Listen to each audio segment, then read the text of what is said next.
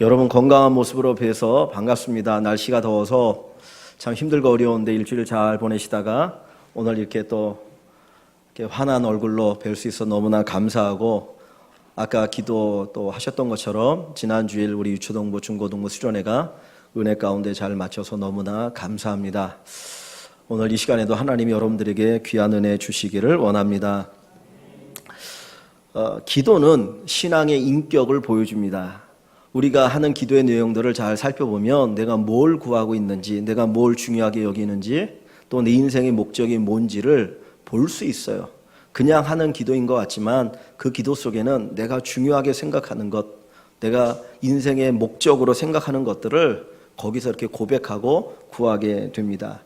우리가 지난주에는 야베스의 기도를 보았습니다. 야베스라는 그 이름의 뜻은 슬픔이라고 그랬죠. 슬픔의 사람이 존귀한 사람이 되는데 그것은 바로 기도를 통해서 슬픔이 변하여 존귀한 자가 된다 배웠습니다.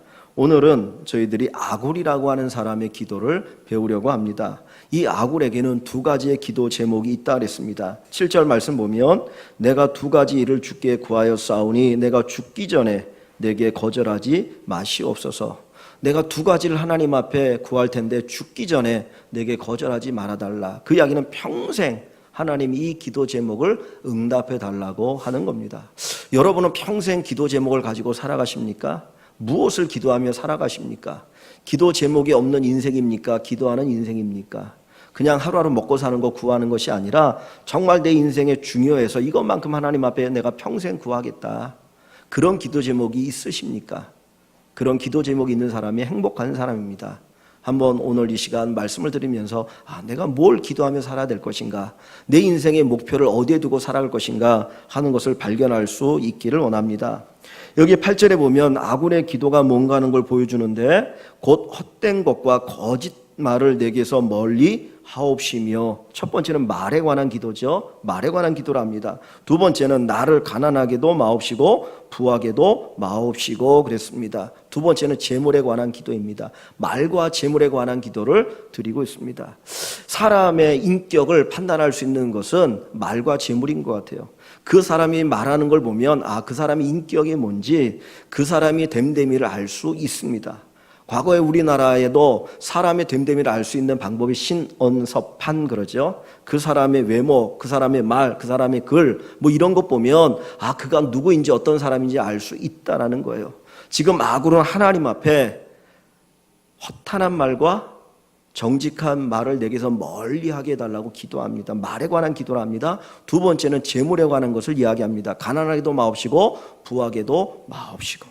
재물의 씀씀이를 보면 그 사람을 알 수 있어요. 재물에 대해서 그 사람이 어떤 태도를 가지고 있느냐, 그것 보면 저 사람 어떤 인격이 있구나, 저 사람 뭘 소중히 여기는구나 알 수가 있다라는 거예요. 그래서 이 아굴은 하나님 앞에 인생에 정말 중요한 것 두 가지를 놓고 기도하는데 하나는 말이었고 하나는 재물이었습니다. 여러분들도 이 아굴처럼 이런 기도 드릴 수 있기를 주의 이름으로 간절히 축원합니다. 첫 번째 말에 관한 기도인데 뭘 구합니까? 헛된 것과 거짓된 말을 내게서 멀리 하옵시고 그랬어요. 다시 말하면 거짓말하지 않게 해달라는 거예요. 거짓말하지 않게 해달라. 정직한 말을 하며 살게 해달라. 이 아굴이 기도하는 것은 정직, 진실을 위해서 기도합니다. 우리가 사는 사회는 어떤 사회입니까? 거짓이 난무하는 사회죠. 미국 캘리포니아 대학에서 사람이 하루에 거짓말을 얼마나 하는가 조사를 했답니다. 여러분, 하루에 평균적으로 사람이 거짓말을 몇 번이나 할 것 같습니까? 한번 속으로 대답해 보십시오. 나는 몇 번이나 거짓말하고 사는가? 거짓말을 한 번도 안 하는 사람은 없는 것 같아요. 근데 이 캘리포니아 대학에서 조사를 했는데 사람들에게 녹음기를 이렇게 이제 부착해 놓고 하루 종일 살게 하고 그걸 한번 이렇게 했는데 몇 번 하루에 거짓말하냐면 놀라지 마십시오. 하루에 200번을 거짓말한답니다. 평균적으로 200번이라는 거예요. 그러니까 선의의 거짓말도 거기에 포함되어 있지만 알게 모르게 200번씩 거짓말하고 산다요. 그러니까 우리가 살고 있는 이 시대에 얼마나 많은 거짓말이 난무합니까? 그런 속에서도 이 아굴은 하나님 앞에 정직하게 해달라, 진실하게 해달라. 다른 사람은 거짓말하고 살아도 거짓말해서 배불리 먹고 살려고 할지 모르지만 저는 진실하게 해주십시오. 정직하게 해주십시오. 그것이 바로 아굴의 기도입니다. 왜 아굴이 이런 기도를 드립니까? 그것은 하나님을 의식하는 자였기 때문이에요. 이 기도는 다른 말로 하면 하나님을 의식하며 살게 해주십시오. 하나님을 의식하며 살게 해주십시오. 아무도 없을 때도 하나님을 의식하며 정직하고 진실하게 살게 해주십시오. 성도는 하나님 앞에서나 사람 앞에서나 정직하고 진실해야 합니다. 여러 사람이 있을 때나 혼자 있을 때나 처음과 끝, 겉과 속이 정직하고 진실해야 합니다. 다른 사람이 볼 때 야, 예수 믿는다 그러면 저 사람은 믿을 만하다. 예수 믿기 때문에 교회 집사고 권사고 장로이기 때문에 저 사람은 오케이야. 다른 거 조사하지 않아도 교회에 어떤 직분을 가지고 있고 성도라는 것만으로도 믿을 만해 라고 인정받아야 그것이 참된 그리스도인의 삶이고 아굴과 같은 삶이라고 말할 수 있을 것입니다. 이스라엘에 여러 왕들이 있었습니다. 그 왕들에 대한 평가를 할 때 크게 두 가지로 평가를 합니다. 악한 왕과 선한 왕, 선한 왕과 악한 왕을 평가할 때 첫째는 그가 다윗의 길로 행했느냐 여로보암의 길로 행했느냐로 평가해요. 다윗은 가장 선한 왕의 표본이죠. 그리고 여로보암은 이스라엘이 남북으로 나눠졌을 때 북이스라엘의 첫 번째 왕입니다. 근데 이가 왕이 되었을 때 하나님을 잘 믿으며 네 나라가 영원할 것이라고 하는 선지자의 말을 들었지만 그의 마음에 두려움이 있어서 그는 하나님을 온전히 섬기지 않고 우상 숭배를 합니다. 이스라엘 백성들이 예루살렘으로 내려올까 봐 겁이 나니까 베델과 단에다가 금송아지상을 만들어 놓고 이게 바로 하나님 여호와다. 바로 여기에 너희가 절하라는 거예요. 그때부터 북이스라엘은 온갖 우상 숭배가 난무하게 되었어요.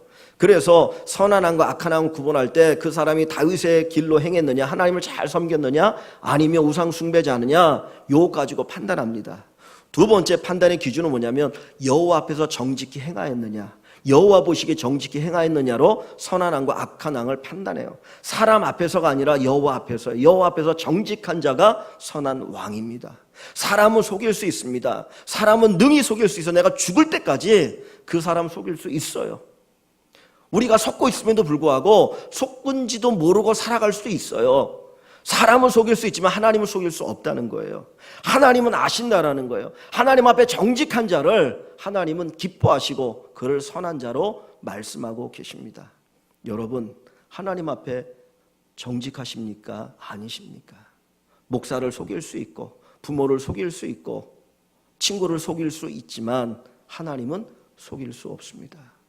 하나님 앞에서 정직히 행하는 성도 여러분들이 될 수 있기를 소원합니다. 왜 우리가 거짓말을 하게 됩니까? 허탄한 말을 하게 됩니까? 과정보다 결과를 중요하게 여기기 때문이에요. 그죠? 결과만 좋으면 된다라는 거죠. 꽝 잡는 게 매다. 무조건 결과만 좋으면 돼. 그래서 어렸을 때부터 아이들에게 사실은 잘못된 교육을 가르치거나 부모가 잘못되게 가르치다 보니까 이 결과지향주의에 빠져 있습니다. 그러다 보니까 거짓말을 하게 되어지고 허탄한 말을 하게 되어지고 남을 속이게 되어지고 정직하지 않는 삶을 살게 되는 거예요. 청소년들에게 뭐 이런 설문조사를 하고 나는 거 보면 내가 돈 많이 벌 수 있다면 감옥에 가도 좋다. 그거에 대해 동의하는 아이들이 너무 많아요. 세상이 변질되어 버렸어요. 이런 변질된 세상 속에서 우리 그리스도인이 빛과 소금의 역할, 다시 말하면 정직한 삶을 살아가서 세상을 바꾸고 변화시키는 일을 해야 한다는 거죠. 바로 아굴의 소원이 그거였습니다. 하나님, 정직한 말을 하게 하소서, 진실된 말을 하게 하소서. 그 말 속에서 인격이 나오는데 정직한 인격, 진실된 인격을 가지고 살아가게 해달라고 기도합니다. 산상수훈에 주님께서 설교하실 때 이런 말씀을 하셔요. 이 유대인들 바리새인들은 성전으로 맹세하면 안 지켜도 되는데 성전의 금으로 맹세하면 지켜야 된다. 잘못된 이야기를 하죠. 그때 주님 뭐라고 말씀합니까?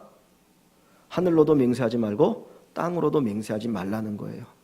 하늘은 하나님의 보좌여 땅은 하나님의 발등상이다. 너희는 맹세하지 말고 예 아니요만 하라는 겁니다. 이 말의 의미가 뭐예요? 사람이 왜 맹세를 합니까? 내가 맹세할게. 믿어줘. 맹세할게 믿어줘. 왜 그래요? 상대방이 못 믿으니까. 다시 말하면 믿을 만한 인격이 안 되니까 상대방에게 뭔가를 자기의 어떤 주장을 확실하게 하려고 맹세한단 말이에요. 그런데 진실한 사람 맹세하지 않아도 돼요. 예 그러면 저 사람 말은 믿어도 돼. 진짜인가 봐. 아니요 그러면 진짜 아닌가 보네. 그리고 받아들일 수 있거든요. 주님께서 예 아니요만 하라고 하는 것은 너희가 정직하고 진실된 인격이 되라는 거예요. 하나님이 인정하고 다른 사람 믿을 수 있는 그런 정직한 사람이 되어라. 그 삶을 살으라고 이야기합니다. 오늘 이 시대에 부패져가는 이 시대 속에서 우리 사랑하는 모든 성도 여러분들이 정직한 인격을 가지고 살아가시기를 바랍니다. 진실된 인격의 사람이 되시기를 원합니다. 제가 한 2, 3년 전인가 들은 이야기입니다. 어느 강남의 어느 한 가게에 이제 연말이 되거나 어느 기간이 되면 이렇게 소득을 신고를 하잖아요. 근데 그 관계되어진 곳에서 와서 조금 줄여서 신고하라고. 왜냐하면 동일한 업종에 다른 가게에서 신고하는 거는 훨씬 소득이 작은데 여기만 소득이 많게 신고하는 거라. 근데 이 사장님이 신실하게 예수 믿는 분이었어요. 속이지 않는다고 다 신고한 거예요. 근데 참 가슴 아픈 거는 우리나라 이 세금 이 신고가 문제가 많은 것 같아요. 국세청에서 다 압니까 모릅니까? 다 알죠. 축소 신고하는 거. 그래서 대기업에도 뭐 장부가 2개, 3개 된다 그러고요. 그러니까 평상시 가만히 있다가 밑보이면 세무조사 나가지고 완전 때려버리기도 하고. 왜 거짓을 조장하고 있는지 모르겠다는 생각이 들어요. 근데 이분이 정직하게 신고를 하니까 주변하고 많이 차이가 나니까 자칫 잘못하면 주변이 해를 입을 수 있는 거야. 왜 여기는 이렇게 나오는데 왜 너희는 아니냐. 그러니까 좀 맞춰라. 그런 얘기를 들었다라는 거예요. 제도적인 문제도 있죠. 그러나 우리 개인적으로도 하나님 앞에서 정직히 살려고 하는 마음이 필요합니다. 아굴이 하나님 앞에 정직한 말을 하고 정직한 삶을 살게 해달라고 간절히 기도하는 것처럼 우리들도 이 기도 드릴 수 있기를 소원합니다. 우리가 빛을 이야기하고 소금을 얘기하는 건 뭐예요? 정직입니다. 정직하면 사회를 바꿀 수 있습니다. 우리 성도님들이 하나님 앞에 정직한 삶이 될 수 있기를 주의 이름으로 다시 한번 간절히 축원합니다. 두 번째로 아굴의 기도는 재물에 관한 기도입니다. 8절 중간에 보면 나를 가난하게도 마옵시고 부하게도 맛이없고 오직 필요한 양식으로 나를 먹이시옵소서 그랬어요. 가난하게도 마옵시고 부하게도 마옵시고. 여러분 이 기도를 드릴 수 있으십니까? 가난하게도 마옵시고 누구나 하는 기도일 수 있어요. 근데 부하게도 마옵시고 이 기도를 드릴 수 있는가 하는 겁니다. 그 우리나라에 현각이라고 하는 스님이 있습니다. 여러분 아십니까? 그 미국인인데 하버드 대학을 졸업하고 우리나라에 와서 중이 되었습니다. 근데 이분이 얼마 전에 뭐 트위터인가 어디에다가 글을 써가지고 나 한국을 떠나겠다 그랬다라는 거예요. 근데 거기에 이유가 몇 개가 있는데 그 중에 하나가 외국인들을 이렇게 이제 얼굴 마담식으로 이렇게 사용한다는 거죠. 그거에 대해서 이제 좀 분노했고, 두 번째 뭐냐면 한국 불교가 기복주의에 빠져 있다라는 거예요. 그래서 이 불교가 잘못됐다. 그래서 나는 여기 떠나겠다라고 한다고 합니다. 근데 불교뿐만 아니라 오늘 우리 기독교도 기복주의 신앙에 빠져 있는 건 아닌가? 하나님의 복을 구하는 건 맞아요. 그러나 복 자체가 우리의 기도에, 우리 신앙의 목적이 되어서는 안 되거든요. 지금 이 아굴은 가난하게도 마옵시고 부하게도 마옵시고예요. 가난하게도 마옵시고 부하게도 마옵시고. 우리는 가난하게 마옵시고 누구나 할 수 있는 기도죠. 가난한 거 좋아하는 사람 아무도 없습니다. 가난하면 너무 불편해요. 가난하면 하고 싶은 것도 못해요. 다른 사람이 누리는 것도 못 누리고 살아요. 가난하면 창피할 수도 있어요. 가난하면 너무 고통스러워요. 사랑하는 자식들에게 뭔가 해주고 싶어도 가난하면 해줄 수 없으니까 부모의 마음이 찢어져요. 그래서 하나님 가난하지 않게 해달라고 기도해요. 그게 우리의 본능이에요. 근데 아굴은 가난하지 않게 해달라고 할 때 그것 때문에 불편하고 고통스러우니까, 내가 자식을 위해서 뭔가 해주지 못하니까 그것 때문에 가난하지 않게 해달라고 기도하지 않고 있다라는 거예요. 왜 가난하지 않게 해달 기도합니까? 여기 9절 중간에 보면 내가 가난하여 도둑질하고 내 하나님의 이름을 욕되게 할까 두려워함이니이다. 내가 가난하여서 도둑질하여 하나님의 이름을 욕되게 할까 두렵습니다. 그러니 가난하지 않게 해주십시오. 가난하지 않게 해달라고 하는 목적이 달라요. 우리는 힘들고 어렵고 고통스러우니까 가난하지 않게 해달라고 하는데, 이 아굴은 하나님의 영광을 가릴까 봐 하나님과 관계 속에서 가난하지 않게 해달라고 기도하고 있어요. 물질을 바라보는 시각이 이렇게 바뀌면 좋겠습니다. 내가 가난하여서 하나님의 영광을 가릴까 봐, 하나님, 나는 하나님의 영광을 가리는 게 너무나 두려워요. 나는 그게 너무 싫어요. 그러니 가난하지 않게 해주세요.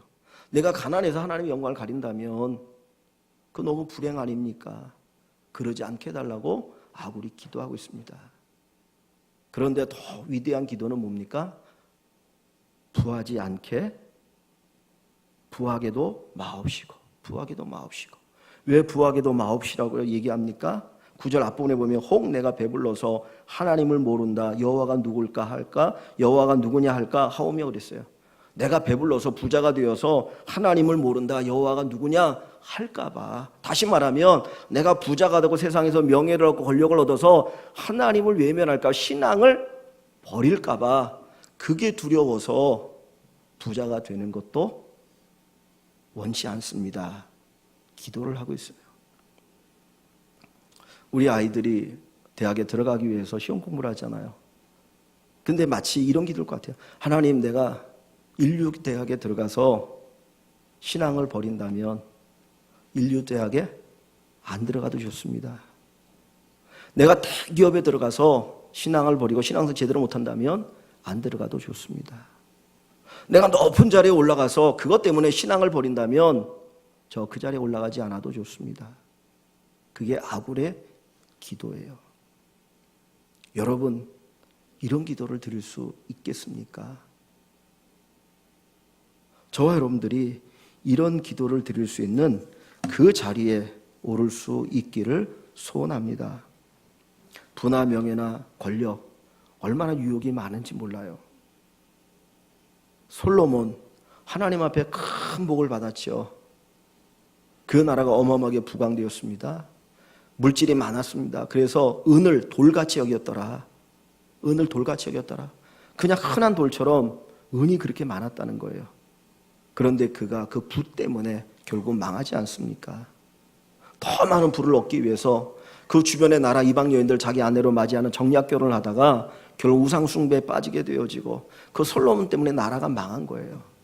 부하지 않았으면 오히려 나았을 텐데 부하였기 때문에 그의 인생이 망하고 말았습니다. 한 가지 질문을 던집니다. 여러분, 부자의 기준이 뭡니까? 재산이 어느 정도 있으면 부자입니까? 우리 동네에서 부자의 기준을 얘기하는 것과 저 강남에서 부자의 기준을 얘기하는 것은 다를 수 있어요. 그죠? 또 우리보다 훨씬 가난한 나라 사람들에게 부자의 기준이 얼마나 되냐고 물어보면 또 다를 수 있어요. 근데 우리나라 사람들이 부자의 기준을 어느 정도로 생각할까요? 일반적으로 우리가 중산층이란 말을 많이 쓰죠. 중산층. 그래서 나는 중산층에 속한다, 안 속한다, 뭐 그렇게 얘기를 하는데, 그 조사를 해봤더니 중산층이면 이 정도 될 것이다 라고 얘기를 한다고 그래요. 중산층이라고 생각하는 그 수준은 뭐냐면 30평대 아파트를 가지고 있고 2000cc 승용차를 가지고 있고, 그 다음에 예금이 한 1억 정도 이상이 여유가 있고 1년에 한 번 해외여행을 나가고, 그러면 중산층이다 생각한다고 그래요. 자, 여러분 가운데 중산층 있으십니까? 그럼 부자는 도대체 얼마를 가져야 부자입니까? 성경이 우리에게 말할 때, 야, 이 정도 수준 이상인 부자고 이 정도 수준이면 중산층이고 여기는 서민층이야, 그렇게 얘기하고 있는 것은 아닌 것 같습니다. 재물을 어떠한 눈으로 바라보느냐에 따라서 부자가 되기도 하고 가난한 자가 될 수도 있다라는 거예요. 오늘 이 아굴이 말하는 가난한 자와 부자의 그 기준은 그 재물을 대하는 태도가 뭐냐에 따라서 가난한 자가 될 수도 있고 부자가 될 수도 있어요. 어떤 한 젊은 청년이 예수님을 찾아왔습니다. 예수님, 내가 뭘 하면 구원을 얻을 수 있고 영생을 얻고 천국에 들어갈 수 있습니까? 그때 주님께서 십계명을 쫙 이야기합니다. 내가 어렸을 때부터 십계명 다 지켰습니다. 그러자 주님이 뭐라고 말씀하십니까? 야, 내가 보니까 너 부자인데 네 재물을 가난한 사람들에게 나눠주고 너는 나를 따르라 그랬어요. 그랬더니 이 청년이 재물이 많음으로 근심하며 돌아갑니다. 그때 주님께서 하신 말씀이 부자가 천국에 들어가는 것은 낙타가 바늘기로 들어가는 것보다 어렵다 그랬어요. 부자가 천국에 들어가는 것은 낙타가 바늘기로 들어가는 것보다 어렵다라고 얘기를 합니다. 가슴 아프죠. 마가복음 보면 그 부자 청년을 보면서 주님이 가슴 아파하시는 거예요. 그냥 가는 거에 대해서 너무 사랑하는 마음이 있었는데, 근데 마태복음 6장을 한번 봅니다. 여러분, 마태복음 6장 24절입니다. 마태복음 6장 24절. 신약성경 9쪽입니다. 제가 먼저 21절을 한번 먼저 읽어볼게요. 21절. 내 보물 있는 그곳에는 내 마음도 있느니라. 보물이 있는 그곳에 마음이 있다 그랬어요. 그리고 쭉 얘기하시다가 24절에 한 사람이 두 주인을 섬기지 못할 것이니 혹 이를 미워하고 저를 사랑하거나 혹 이를 중히 여기고 저를 경히 여김이라. 너희가 하나님과 재물을 겸하여 섬기지 못하느니라 그랬어요. 하나님과 재물을 겸하여 섬기지 못한다 그렇게 말씀하시고 25절에 그러므로 내가 너희에게 이르노니 목숨을 위하여 무엇을 먹을까 무엇을 마실까 몸을 위하여 무엇을 입을까 염려하지 말라. 26절에 공중의 새를 보라. 심지도 않고 거두지도 않고 창고에 모아 들이지도 아니하되 너희 하늘 아버지께서 기르시나니 너희는 이것들보다 귀하지 아니하냐. 28절에 또 너희가 어찌 의복을 위하여 염려하느냐. 들의 백합화가 어떻게 자라는가 생각하여 보라. 수고도 아니야 길쌈도 아니하느니라 그랬습니다. 자 보십시오. 하나님과 재물을 겸하여 섬길 수 있다 없다? 없다 그랬어요. 하나님을 섬기든지 재물을 하나님 섬기든지 둘 중에 하나라고 얘기합니다. 그런데 그 뒤에 25절에 그러므로라고 얘기하면서 무엇을 먹을까 무엇을 마실까 무엇을 입을까 염려하지 말라라는 얘기를 하셔요. 들에 피는 백합화 공중 나는 새를 하나님이 먹이시고 입히신다라고 얘기하죠. 이 말씀 속에서 우리가 생각해 보면 이 말씀의 주 대상은 누구인 것 같습니까?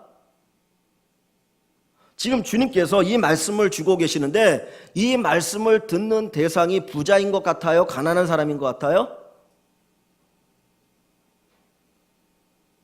큰 부자라면 무엇을 먹을까, 무엇을 입을까, 무엇을 마실까 염려하지 말라는 얘기를 하십니까? 먹고 살만한데, 좋은 곳 입고 사는데 그런 얘기 안 하잖아요. 그러면 지금 이 이야기를 듣는 대상은 일반적으로 부자가 아닌 가난한 사람들이에요. 근데 그 가난한 사람들에게 주님 뭐라고 말씀하셔요? 24절에 한 사람이 두 주인을 섬기지 못한다. 하나님과 재물을 겸하여 섬길 수 없다라고 그랬어요. 그러면 부자에게만 재물이 우상입니까? 아니라는 거예요. 가난한 사람에게도 재물이 우상이라는 거예요. 하나님이 말씀하고자 하는 것은 부자와 가난을 얘기할 때 단순히 물질이 있느냐 없느냐를 얘기하시는 것이 아니고요. 그 물질에 대한 태도를 이야기하고 계시는 겁니다. 돈이 많아도 가난한 사람이 있고요. 돈이 없어도 부한 사람이 있어요. 이 아굴이 하나님 앞에 기도하는 것은 하나님을 최고로 여기는 기도를 드리는 겁니다. 하나님을 최고로 사랑하기를 원하는 기도를 드리고 있는 거예요. 우리가 믿음으로 감당할 수 있는 만큼의 재물을 구하기를 바랍니다. 내가 감당할 수 있는 만큼의 재물을 구하셔요. 어떤 사람은 단돈 1,000원이 있어도 감당할 수 없는 사람이 있어요. 근데 어떤 사람은 100억이 있고 200억이 있어도 믿음으로 감당할 수 있는 사람이 있어요. 무슨 말씀인지 아십니까? 그 재물이 내 것이 아니고 하나님의 것이라고 믿는 사람, 그런 믿음을 가진 사람은 100억이 있고 200억 있고 300억 있고 1000억이 있어도 그 재물 때문에 망하지 않아요. 근데 단돈 5천만 원이 있어도 1억이 있어도 그 재물이 내 것이라고 생각하는 사람, 재물을 마치 하나님처럼 생각하는 사람은 그 재물 때문에 망할 수 있다는 거예요.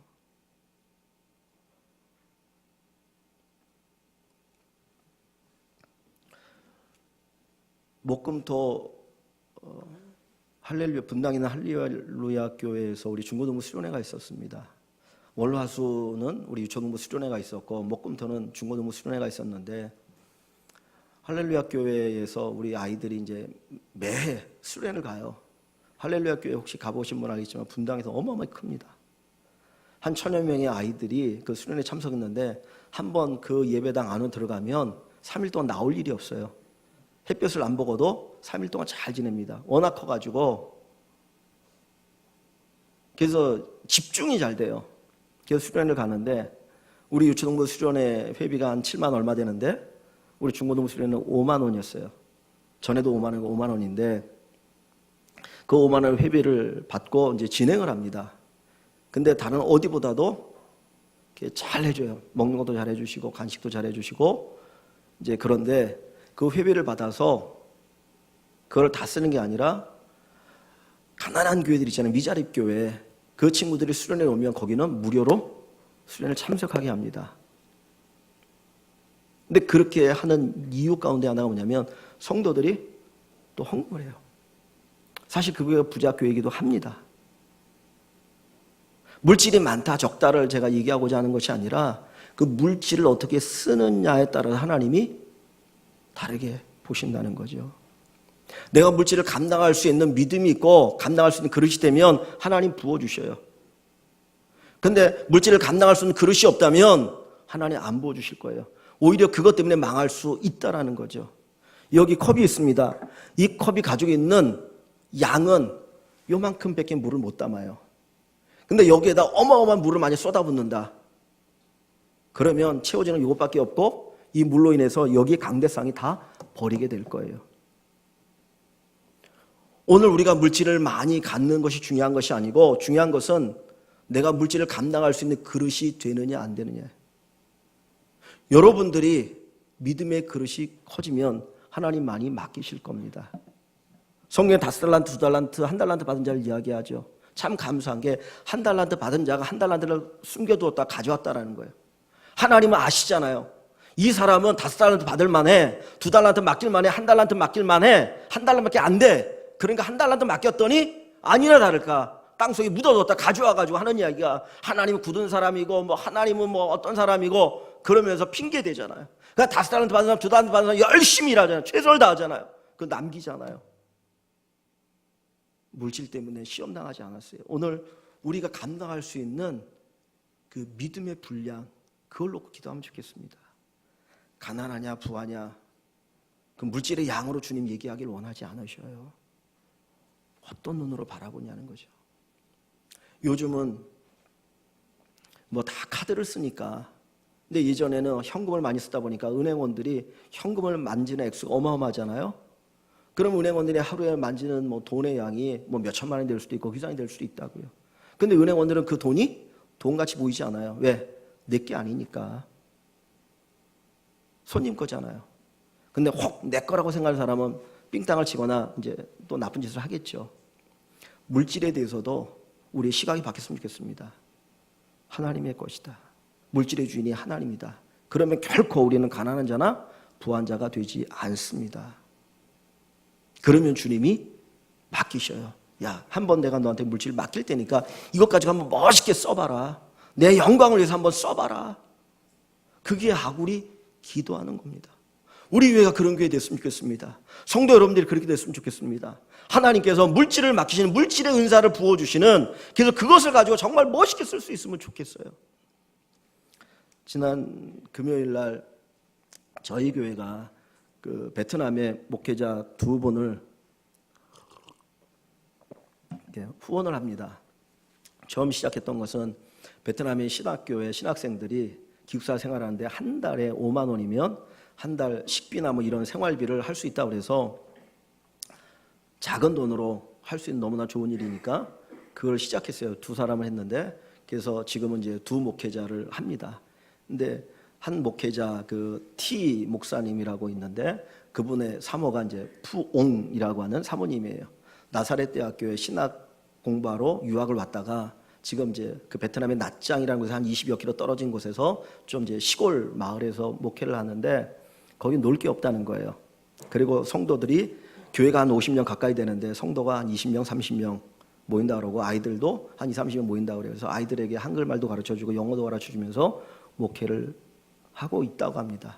그래서 얘기하는 가운데 뭐라고 했냐면 내가 그랬어요.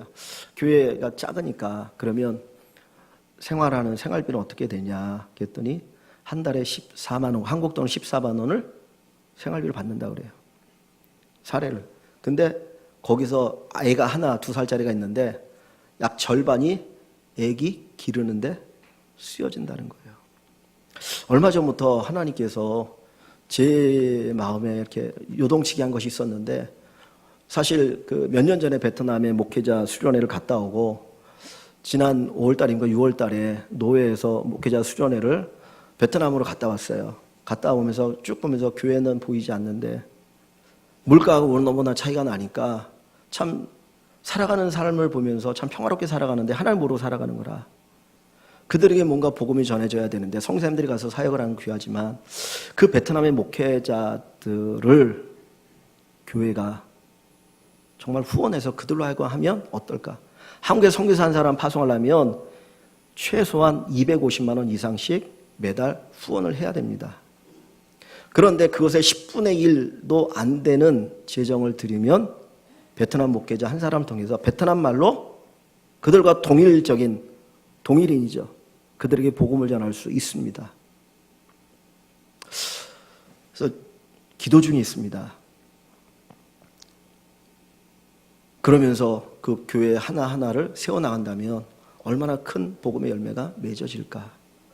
물질을 바라보는 시각이 달라진다면 우리는 오늘 아구리 말하는 부자도 아니고 가난한 자도 아닐 수 있어요.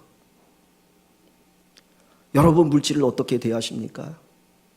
이건 하나님의 것이고 하나님이 내게 맡기신 것이고 내가 쓸 것이 있고 하나님께 드릴 것이 있고 선한 일에 사용할 것이 있다라고 하는 분명한 의식이 있다면 우리는 100억이 있고 200억이 1000억이 있고 그 이상의 돈이 있어도 물질 때문에 망하지 않아요. 그러나 그 의식이 없으면 우리는 없어도 망하는 자가 될 수 있습니다. 아굴의 중심은 하나님이셔요. 하나님 의식하는 사람이었고 하나님을 구하고 하나님을 사랑하는 사람이었습니다. 그의 기도의 중심은 하나님이셨습니다. 제가 조금 있다가 소개하겠지만 우리 드보라 자매가 오늘 같이 예배를 드리는데 2년 전에 우리 주연노 선교사님하고 같이 왔죠. 그래서 한국에 와서 전주대학교에서 이제 대학원 과정 국어문과를 마쳤습니다. 그리고 내년 봄에 이제 신학대학원에 들어가려고 해요. 여러분이 아시는 것처럼 저 중국 저쪽에 거기 복음 전하기 위해서 모슬렘들이 가득한 곳에 외롭게 이 땅에 와서 살아가면서 공부하고 다시 또 그쪽에 가려고 하는 이유가 뭡니까? 하나님 사랑하기 때문이거든요. 하나님. 우리의 기도가 하나님을 구하는 기도가 되기를 원합니다. 하나님 안에 모든 부유함이 있다 그랬어요. 하나님 안에 모든 충만함이 있다 그랬습니다. 아굴이 만약에 찬송을 부른다면 무슨 찬송을 부를까요? 아굴이 제일 좋아하는 찬송이 뭔지 아세요? 우리 찬송가 94장입니다. 우리 찬송을 나눴다면 이 아굴이라는 사람은 94장을 제일 좋아했을 것 같아요. 94장이 뭔지 아세요? 좀 센스 있는 분 한번 찾아보실 텐데. 예? 예, 주 예수보다 더 귀한 것은 없네. 주 예수보다 더 귀한 것은 없네. 이게 아굴이 제일 좋아하는 찬양이었어요. 저희 집에 아내가 있고 두 아이가 있습니다. 누가 100억을 줄 테니까 하나만 달라 그러면 제가 100억을 주고 하나를 주겠습니까?